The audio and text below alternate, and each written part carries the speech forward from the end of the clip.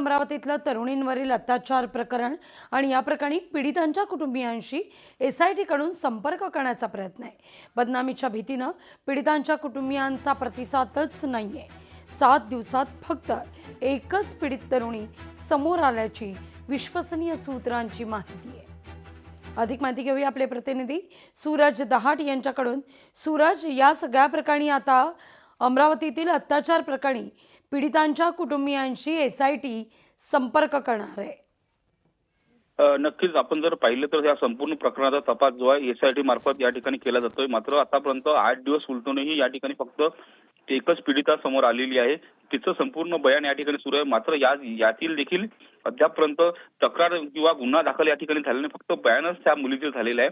त्याचमुळे जर पाहिलं बदनामी होईल या भीतीपोटी जर पाहिलं तर अनेक जे पीडित आहे या ठिकाणी समोर येताना या ठिकाणी दिसून येत नाही। वारंवार SITच्या महिला अधिकाऱ्यांकडून जर पाहिलं तर कुटुंबाची आणि तरुणींचे समुपदेशन देखील या ठिकाणी गेले जात आहे।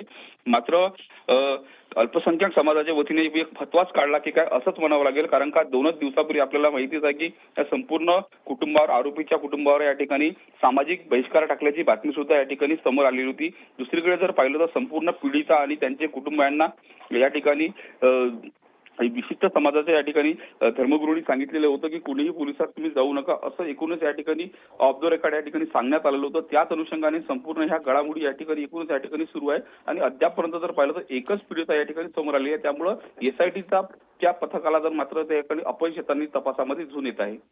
अगदी सूरज, धन्यवाद दिलेल्या माहिती करता। लोकशाही मराठी ऐका, पहा, जागरूक रहा।